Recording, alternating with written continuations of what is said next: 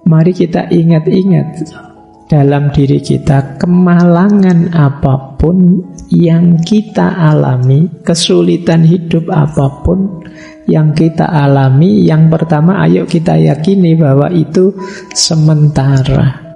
Tidak ada yang permanen. Tidak mungkin orang hidup itu susah terus tidak ada senangnya, atau senang terus tidak ada susahnya. Dan setiap masalah sementara. Yakini ini. Jadi kalau kalian mungkin hari ini sedang stres, sedang sedih, sedang susah, yakinlah bahwa masalahmu sementara. Sebagaimana dulu semua masalah yang lain yang sekarang sudah berlalu. Mengaji Hening bersama Dr. Fahrudin Faiz. Mari kita simak. Saya kasih contoh ya, fail-safe system. Ini saya ambil dari para filosof eksistensialis. Ini bagi saya semacam personal fail-safe system. Membangun sistem ketangguhan dirimu. Biar kamu tidak jatuh, biar kamu tidak runtuh mengalami apapun. Ini boleh dicek di pikiran-pikirannya filosof eksistensialis seperti Schopenhauer atau Nietzsche, Kierkegaard, dan lain-lain. Yang pertama misalnya, kalau ini filsuf jalan estetis, estetika, seni, keindahan. Filsuf model ini meminta kita untuk punya sistem katarsis yang mampu membuat kita melampaui ruang waktu hidup kita. Katarsis itu semacam pelampiasan. Biasanya memang ranah katarsis ini ada di dunia estetik. Lagu, film, apalagi tari, apa saja monggo yang bisa jadi pelampiasanmu. Wah, kalau saya jenuh luar biasa Pak, biasanya saya dengerin musik yang tenang, yang syahdu, jadi rasanya melayang, lupa dengan masalah. Tidak apa-apa, itulah katarsis. Terserah, mungkin ada Pak, kalau saya tidak begitu Pak. Saya itu kalau sudah jenuh, pol habis, ya saya jalan pokoknya. Entah jalan-jalan kemana, kalau lelah balik lagi. Apa sepedaan saya Pak, atau monggo saja. Ini katarsis namanya.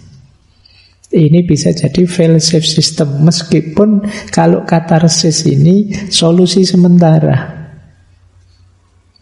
Tidak apa-apa. Kalau orang sama sekali tidak punya pembuangan dari kejenuhannya, itu nanti bisa melahirkan stres-stres, tekanan-tekanan, depresi-depresi. Asal yang positif ya, jangan yang negatif. Ya yang negatif itu ya sekalian tahu sendirilah. Saya tidak perlu mencontohkan. Yang masih dalam koridor positif, kamu mau dengerin musik mungkin oke. Kamu mau Pak, saya biasanya kalau jenuh itu nonton drakor Pak. Ya tidak apa-apa, wis nonton saja. Kalau kamu yang membuatmu lega, membuatmu nyaman. Saya ngaji Pak, alhamdulillah. Loh, ya kan tidak apa-apa, bagus yang mau ngaji. Saya tahajud Pak, saya monggo saja. Yang penting kamu ada katarsismu, pembuanganmu. Saya Pak teriak Pak, tidak apa-apa. Saya mukuli bantal Pak, tidak apa-apa wis. Yang penting kamu punya katarsisnya. Asal jangan mukuli teman aja. Kalau itu negatif. Nah, jalan estetik sementara, durasinya pendek. Iya, kamu waktu mendengarkan lagu tenang kamu. Tapi begitu lagunya mati, masalahnya datang lagi. Tapi mendengarkan lagu terus-terusan jenuh. Jadi dia tidak bisa jadi solusi permanen. Ada jalan lebih permanen, yaitu jalan etis. Jalan etis itu distraksikan kegalauanmu, masalahmu, kesedihanmu ke arah perbuatan-perbuatan baik. Wah, saya bakti sosial sajalah Pak. Wah, saya melakukan ini itu yang kebaikan untuk sesama. Ini namanya jalan etis. Lebih panjang daya filsafnya. Sekarang saya sibuk membantu yatim piatu Pak, ini lebih panjang. Sekarang saya sibuk bantu teman-teman yang tidak mampu, lebih panjang. Jadi boleh kamu sibukkan dirimu dalam kebaikan, apapun jenis kebaikannya. Ini namanya jalan etis. Tidak sekedar mencari katarsis, tapi juga katarsis yang membawa manfaat, maslahat untuk sesama. Ini namanya jalan etis. Ada yang ketiga, jalan asketis. Jalan asketis itu jalan spiritual sebenarnya orang menyebutnya, tapi maksudnya kamu agak menjauh sebentar dari keramaian. Yang bikin kamu suntuk luar biasa itu keterikatanmu, kemelekatanmu dalam keseharianmu. Tarik diri sebentar. Istirahatkan pikiran, hatimu, kesibukanmu sehari-hari. Ini jalan asketik. Tidak apa-apa sementara tidak ketemu temanmu. Wong temanmu tidak pernah kangen padamu kok. Jangan-jangan kamu minggir sebentar, mereka syukuran. Alhamdulillah dia tidak ada. Jadi ayo minggir, tidak apa-apa. Yuk minggir sementara untuk bersih. Kalau orang sufi ada kholwat, ada uzlah.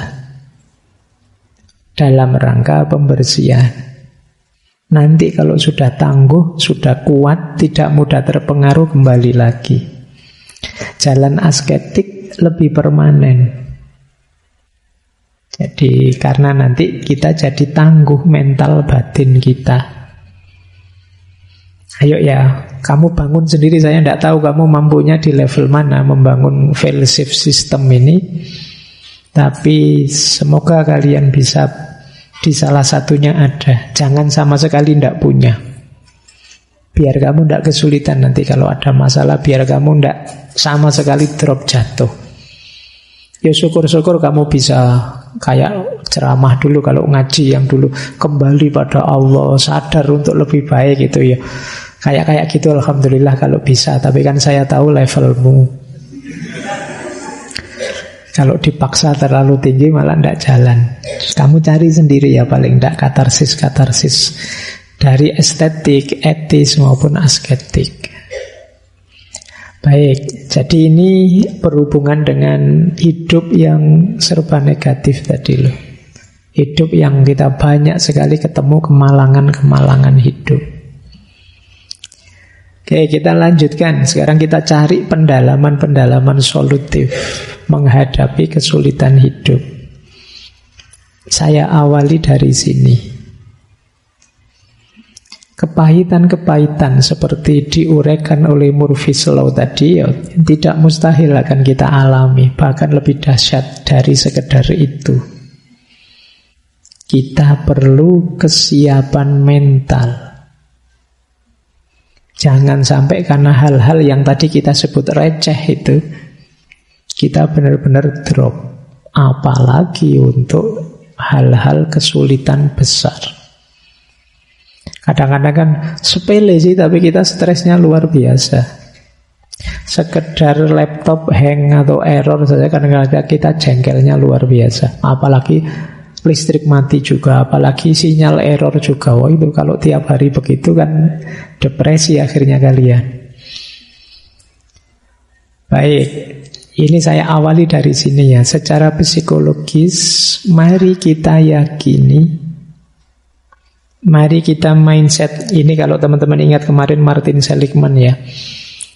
Mari kita ingat-ingat dalam diri kita, kemalangan apapun yang kita alami, kesulitan hidup apapun yang kita alami, yang pertama ayo kita yakini bahwa itu sementara. Tidak ada yang permanen. Tidak mungkin orang hidup itu susah terus tidak ada senangnya, atau senang terus tidak ada susahnya. Tapi saya merasakan begitu ya Pak, susah terus hidup saya. Kalau begitu itu mindset, cara berpikirmu. Karena kamu mindsetmu negatif, yang kamu lihat dalam hidupmu yang negatif terus. Bahkan positif pun kamu lihat negatifnya. Waktunya senyum hura-hura, wong wisuda, waktunya syukuran malah kamu sumpek sendirian. Nah, itu kamu salah mindset. Mari kita yakini, bahkan seandainya memang itu kesulitan, setiap kesulitan ada durasinya. Tidak mungkin abadi. Pasti pada saatnya akan selesai. Wong sebelumnya kita juga punya banyak masalah dan sekarang selesai. Kita hidup sejak kecil itu kan dari masalah ke masalah dan kita bisa menaklukkannya. Mulai kita tidak bisa jalan, itu kan jalan kan jadi masalah. Terus kita latihan, capek, sakit, sampai nangis-nangis, akhirnya bisa jalan. Besar sedikit latihan naik sepeda, kita jatuh bangun, akhirnya bisa naik sepeda juga. Sekolah awalnya nangis-nangis, takut, lama-lama yo kerasan juga. Hidup kita itu dari masalah ke masalah, semakin kita bisa menaklukkan, kita tambah tangguh. Dan setiap masalah sementara. Yakini ini. Jadi kalau kalian mungkin hari ini sedang stres, sedang sedih, sedang susah, yakinlah bahwa masalahmu sementara. Sebagaimana dulu semua masalah yang lain yang sekarang sudah berlalu. Yang kedua, semua yang terjadi ini spesifik. Spesifik itu tidak holistik. Mungkin di dunia kerja kamu bermasalah, tapi di bidang kesehatan kamu hebat. Mungkin dalam aspek nilai ketika kamu kuliah, kamu jelek, tapi dalam aspek pertemanan kamu hebat, temanmu banyak. Nah, itu menyadari bahwa semua masalah spesifik. Mungkin kamu tidak terlalu ganteng, tapi senyummu, wah, semua lari kalau melihat. Yo, lari mendekat maksudnya kan. Jadi sadarilah bahwa spesifik kok masalah itu.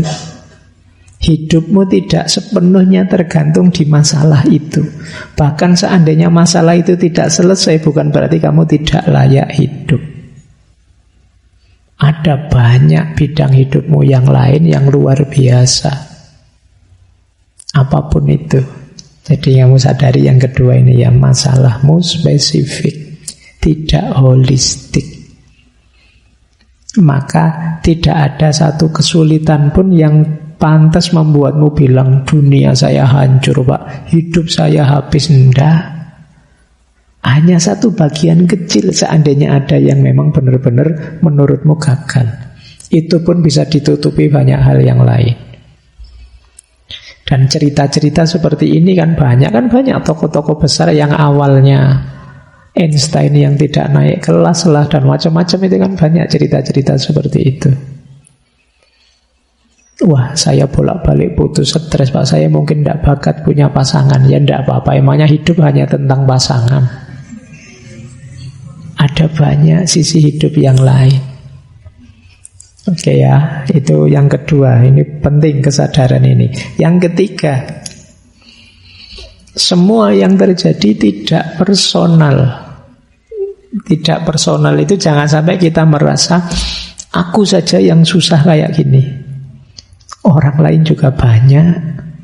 Tidak usah khawatir. Tidak personal itu mungkin kalau bahasa kalian jangan baper, jangan GR. Bukan hanya kamu yang susah, yang lain juga susah. Masing-masing orang punya masalahnya sendiri-sendiri.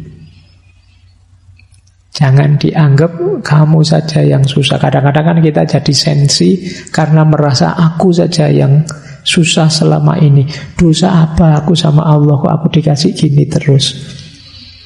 Lu yang selain kamu juga banyak dengan ujiannya masing-masing.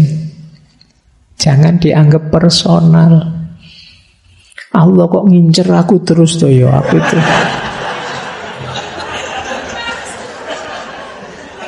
Iya. Mbok yo yang lain gitu loh, kok aku terus yang dibikin susah itu ya. Ndak.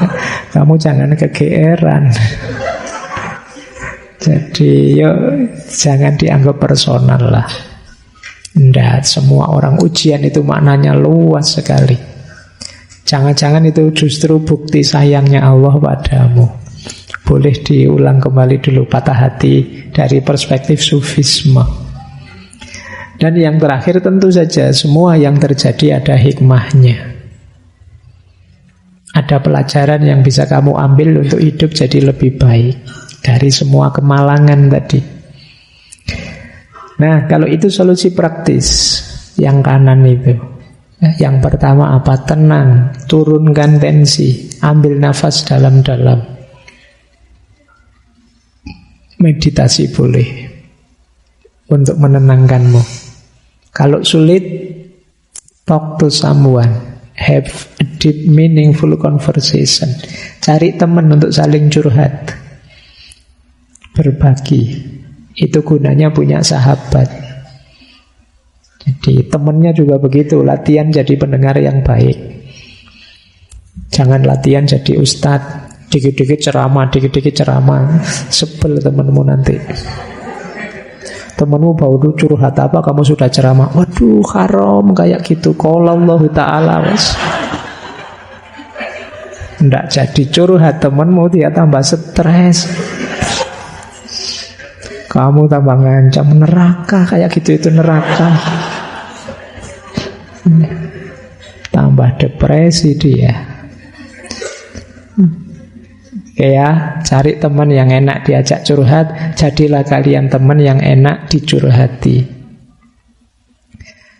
Kalau bisa, kalau memang sulit, lakukan sesuatu yang bisa mendistraksi pikiranmu biar tidak stuck di situ terus. Mikir-mikir apa lah, mau mikir-mikir perang Israel Palestina, mau mikir apa, mikir yang sana-sana yang biar kamu lupa sama. Ngajak diskusi-diskusi apa temanmu yang biar kamu tidak stuck di masalahmu terus. Kemudian lakukan hobimu, engage in your favorite hobbies. Seneng apa, lakukan itu. Asal tidak mahal, kalau mahal duitmu habis nanti. Yo nanam-nanam apa itu kan murah, melihara ikan apa. Hobi saya moge, Pak. Wah, yo abot. Besok kalau kamu kaya ndak apa-apa. Jadi engage in your favorite hobbies dan istirahatlah.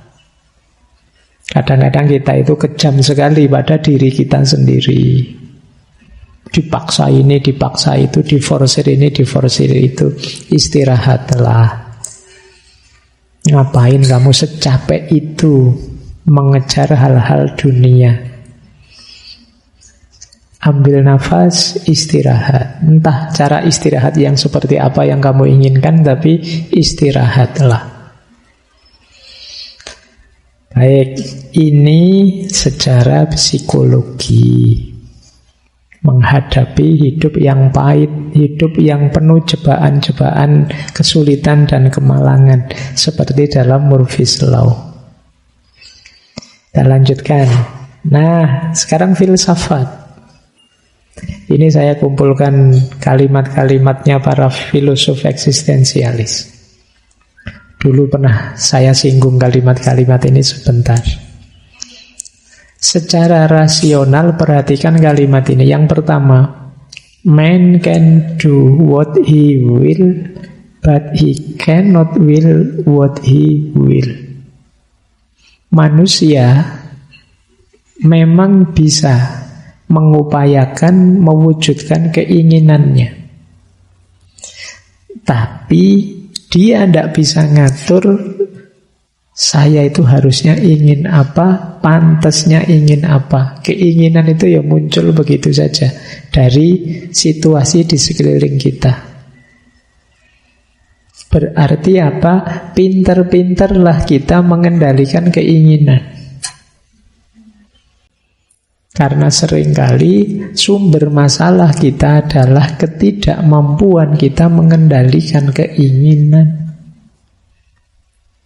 Semakin tidak realistis keinginan kita, semakin berat hidup kita. Yo, boleh orang punya cita-cita. Yo, memang para motivator meminta kita punya mimpi yang tinggi, punya cita-cita yang besar. Tapi sebesar apapun keinginanmu, pastikan masih dalam jangkauan realitas hidupmu. Kalau yang di luar itu ya nanti jatuhnya kamu stres sendiri loh.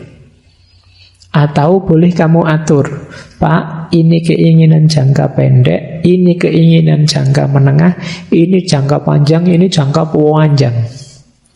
Boleh kamu atur begitu. Pak, pada akhirnya saya ingin jadi presiden misalnya. Untuk kalian mungkin masih mungkin saja. Nah, step saya pertama, target jangka pendeknya lulus cepat nilai terbaik.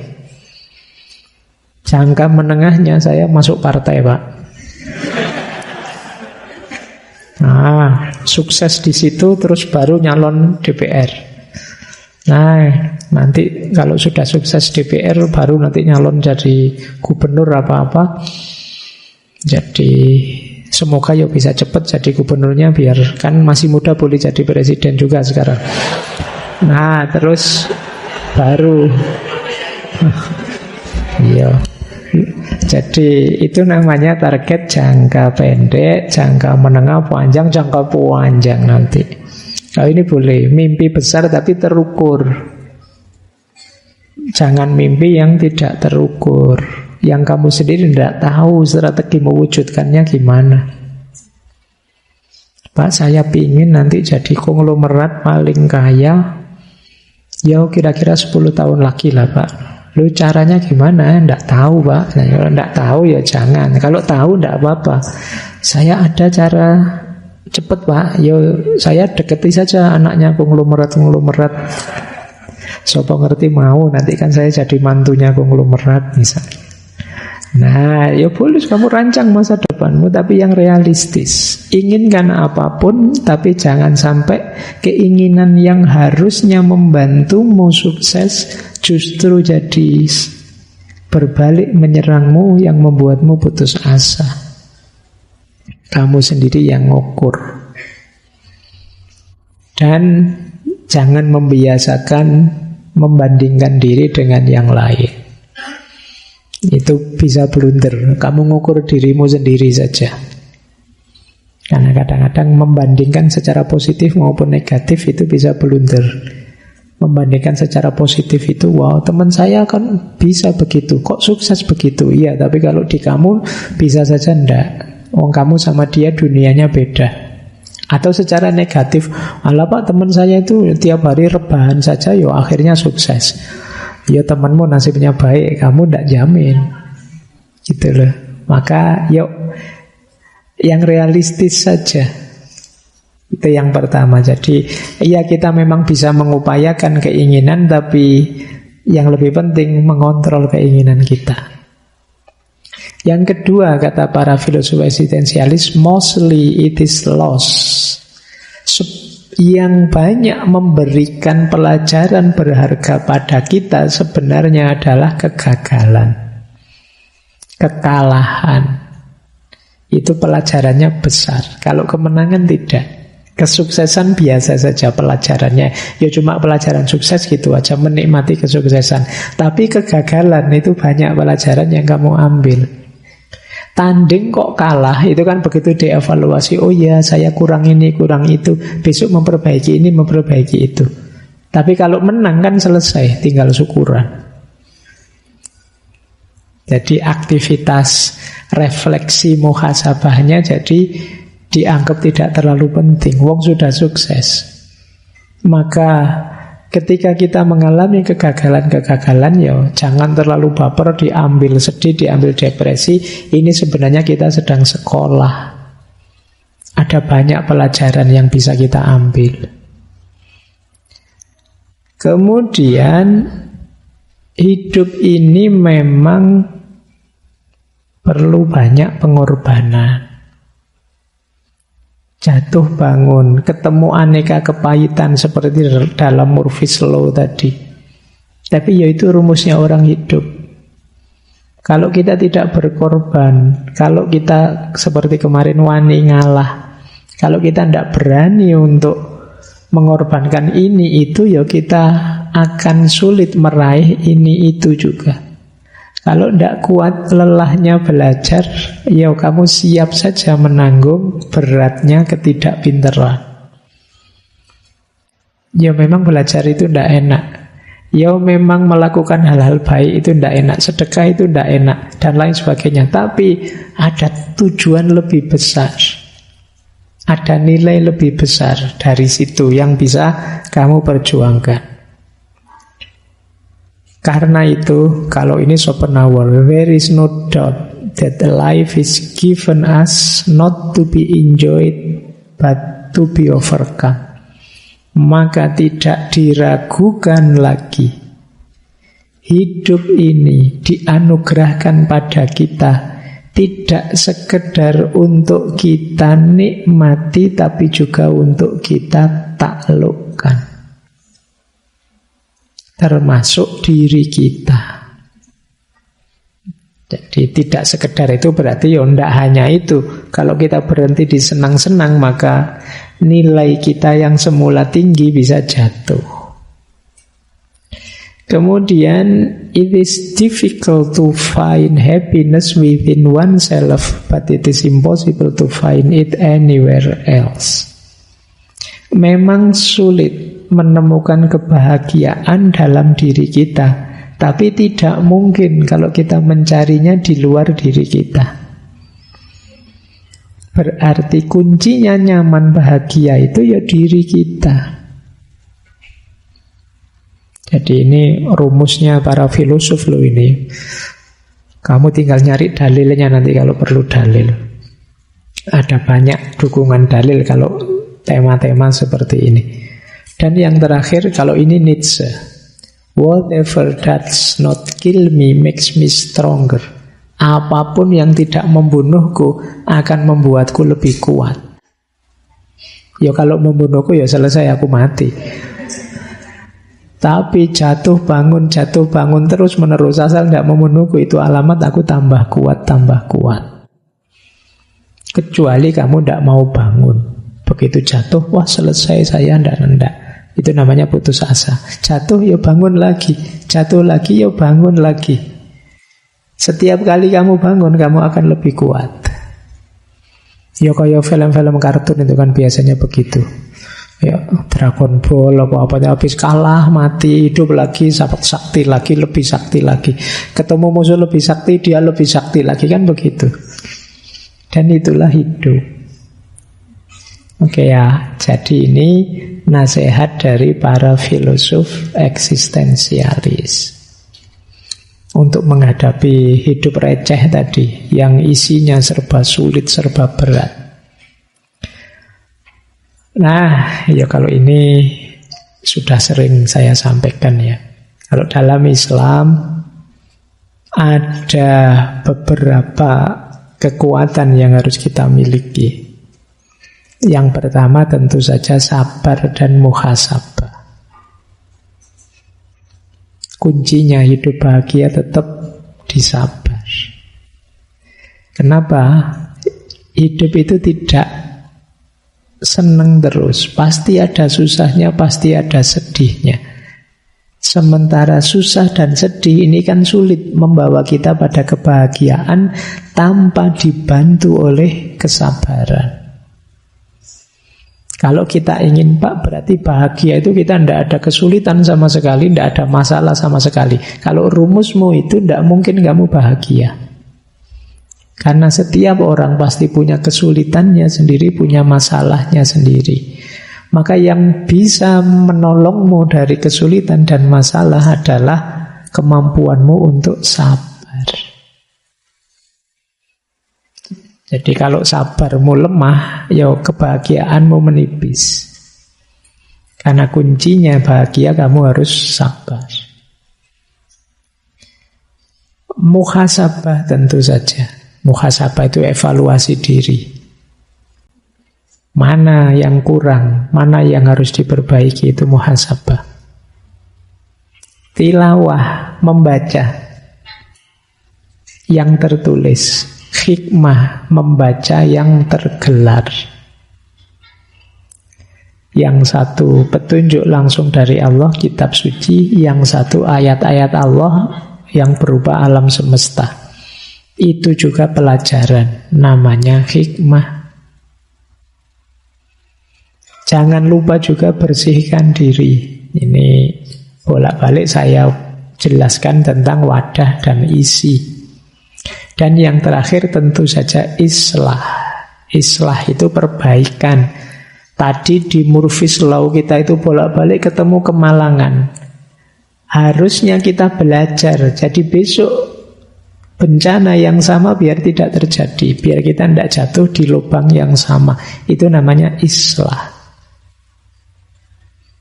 Ini respon dari perspektif agama. Bangun kekuatan sabar, kekuatan introspeksi diri, kemampuan membaca, baik ayat-ayat tertulis maupun yang tergelar, tazkiyatun nafas, pembersihan diri, dan islah, peningkatan diri. Nah, kalau kalian punya kualitas ini, kesulitan hidup apapun tidak masalah. Setiap kesulitan datang, alamat kamu tambah sakti, tambah hebat, tambah hebat. Cara berpikir juga begitu. Menghadapi kesulitan tadi, mari kita yakini hidup ini ada kodok memang, tapi juga ada qadar. Seandainya Murphy's Law tadi memang keniscayaan hidup, memang begitu Pak. Kadang-kadang ketemu sulitnya terus, berarti itu kodok, sunatullah. Tapi jangan lupa, selain kodok, dalam hidup ini ada qadar. Qadar itu intervensinya Allah. Yang kalau qadarullah hadir, apa yang tidak mungkin. Biasanya saya itu sial terus Pak. Biasanya begitu. Tapi kalau Allah menghendaki, qadarnya Allah hadir, kamu yang biasanya sial bisa saja tambah sial. Maksudnya bisa saja jadi sangat beruntung nomor satu, tapi bisa juga semuanya kuncinya ada pada Allah. Kalau Allah menghendaki, apa sih yang tidak?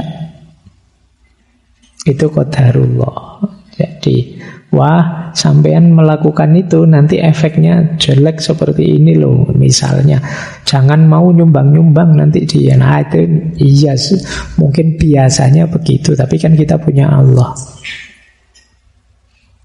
Jadi ini yang harus kita sadari ya. Ada kodok, tapi juga ada qadar. Kemudian tentang keinginan tadi, mungkin kita pahami, oh ada keinginan, tapi juga kita harus sadar batas keinginan kita. Titik bahagia kita ada pada kesadaran kita tentang batas. Kemudian ilmu dan amal tentu saja. Jangan lupa jalan dan tujuan. Kadang-kadang kita itu semangat berjalan tapi lupa tujuan. Atau sadar tujuan tapi tidak mau berjalan. Nah, ini juga masalah. Jadi kalian ini kan sudah mulai orang dewasa, sudah mulai berjalan. Berjalan itu berarti harus jelas tujuan. Kalian harus bisa jawab tujuanmu kemana, ingin jadi apa, targetmu apa. Kalau tidak, kamu jalan ini terus arahnya kemana. Atau ada orang yang sadar tujuan. Saya Pak ingin ini, ingin itu, target saya ini loh, pada akhirnya lebih dekat dengan Allah dan lain sebagainya. Lah terus yang sudah kamu lakukan apa? Belum Pak. Nah, itu berarti kamu tidak berjalan. Iya berjalan, ya jelas tujuannya. Ini penting. Ini menguatkan kita. Karena orang yang jelas tujuan dan siap berjalan, mengalami apapun tidak akan bergeming. Sepahit apapun hidup, ya tetap akan berjalan. Ini mindset dari perspektif Islam. Terakhir, karena selalu terbawa yang Jawa, ini perspektif Jawa. Mengatasi kesuraman hidup. Saya awali dari yang kiri ya. Itu yang ojo-ojo, itu yang kiri. Menghadapi murfis law, menghadapi hidup yang sering pahit, sering menyakitkan. Di Jawa ada prinsip ojo kagetan, ojo gumunan, ojo getunan, ojo aleman. Ini perlu diterjemah enggak? yang bukan Jawa banyak ya. Ojo kagetan itu jangan mudah kaget. Ojo gumunan itu jangan mudah kagum. Ojo getunan itu jangan mudah menyesal. Ojo aleman, jangan manja. Kenapa ojo kagetan? Kenapa jangan mudah kaget? Sadarilah memang hidup ini macam-macam. Kadang senang, kadang susah. Ada orang baik, ada orang buruk. Tidak usah kaget.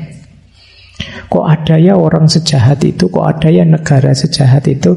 Itulah hidup, tidak usah kaget. Ketika kamu kaget, pikiranmu tidak jernih.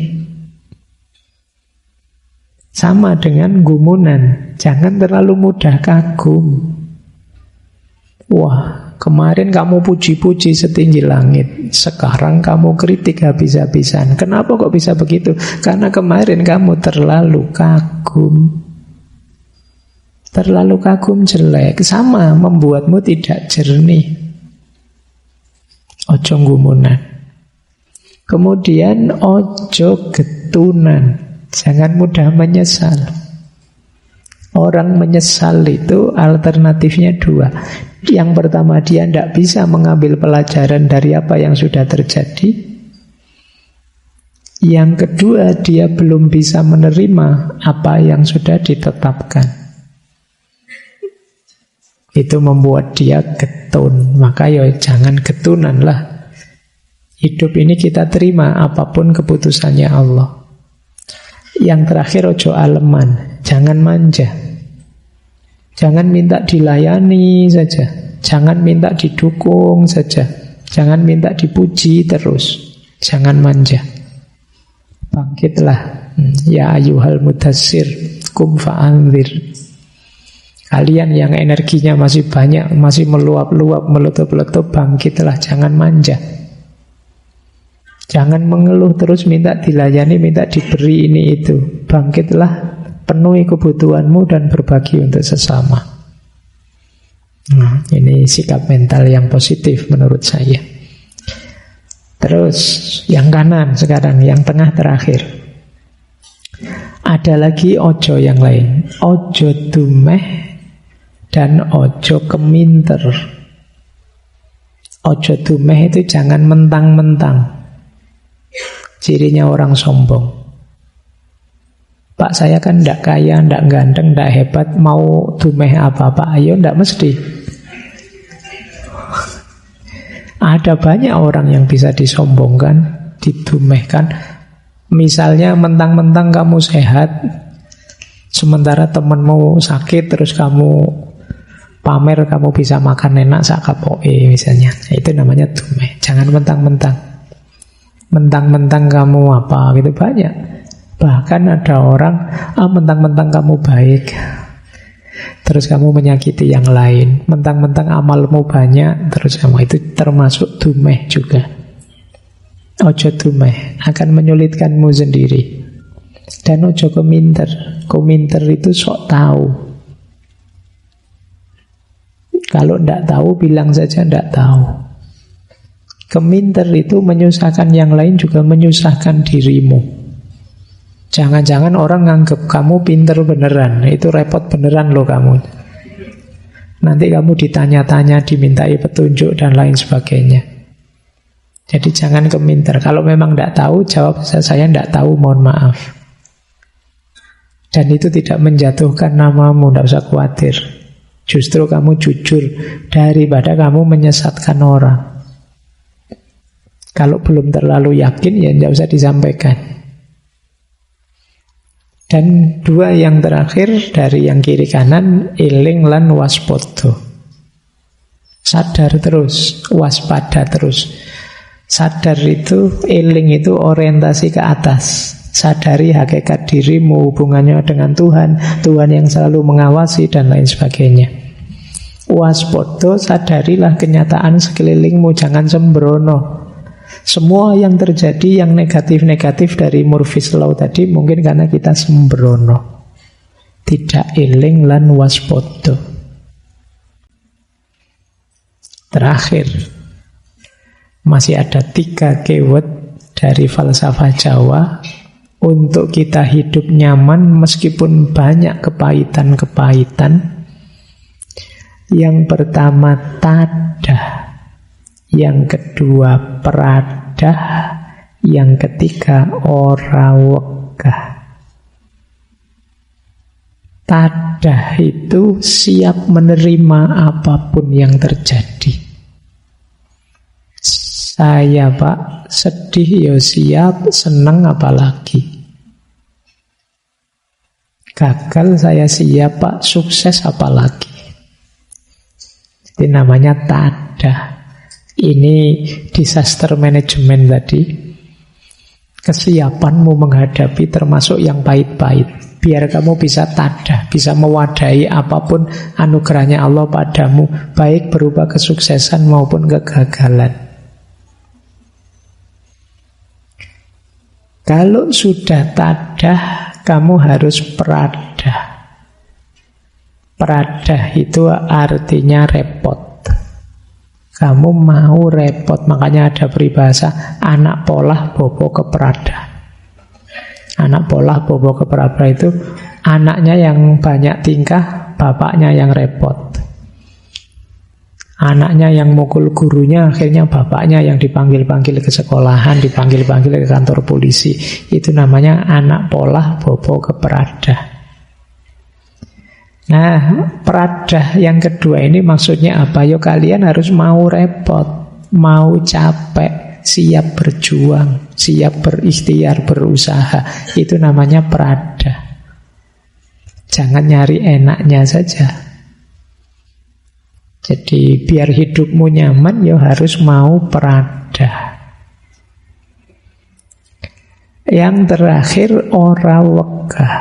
Ora wegah itu tidak males. Nah, kalau ini sudah puncak, kalau sudah sampai males ini penyakit yang paling sulit disembuhkan. Males.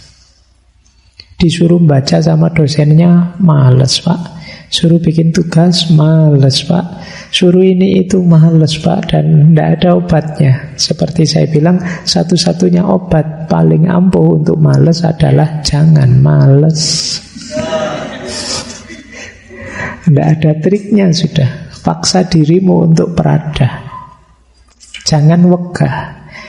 Indonesia ini hebat, potensinya luar biasa, tapi banyak orang yang wegah dengan aneka alasan. Mungkin tidak cocok sama pemerintahannya, mungkin tidak sesuai dengan orang-orangnya, mungkin tidak cocok ini, tidak cocok itu. Akhirnya dia wegahan, tidak mau turun tangan, tidak mau ikut cawe-cawe, itu wegah. Maka prinsip ketiga, ora wegah. Jangan wegah, jangan males. Nah, ini solusi Jawa ya. Saya tahu tidak gampang mewujudkan mental-mental solutif tadi, tapi kalian harus latihan pelan-pelan mewujudkannya. Karena ini hidupmu. Indonesia 20 tahun lagi di tanganmu sudah. Yang tua-tua sudah selesai semua, tinggal kalian. Orang menyebutnya apa? Generasi emas. Saya tidak tahu nanti benar nggak jadi era emasnya kita. Karena kuncinya ya tergantung di kalian. Kalau kalian masih lemah, masih tidak tadah, tidak peradah dan wegahan, masih kagetan, gumunan, masih mudah dibohongi orang, masih dumeh, masih sombong dan lain sebagainya, ya sulit nanti kita menghadapi era yang kita bayangkan Indonesia emas. Ya kalau di Jogja tidak nunggu 2045, sekarang juga sudah banyak emasnya. Ya kan ini mas-mas semua yang hadir malam hari ini. Baik, saya kira itu ya untuk Murphy's Law. Jadi memang ini hukum yang bagi banyak orang kok begitu sih bunyinya, iya. Tapi paling tidak Murphy's Law menyadarkan kita bahwa hidup ini tidak selalu dalam, kadang-kadang artifisial. Kadang-kadang banyak masalah-masalah receh, masalah-masalah kecil yang ternyata kalau kita tidak hati-hati membuat kita jenuh, putus asa, stres, depresi, dan lain sebagainya. Maka penting kita hidupkan tadi slide-slide terakhir tadi, bagaimana kita memantapkan kenyamanan hidup, menstabilkan hidup kita sehingga tidak terdistraksi oleh kesulitan-kesulitan hidup seperti yang digambarkan dalam Murphy's Law tadi. Terima kasih sudah menyimak. Semoga channel Mengaji Hening bersama Dr. Fahrudin Faiz selalu bisa memberikan ilmu, motivasi, dan kebermanfaatan. Salam sehat dan bahagia.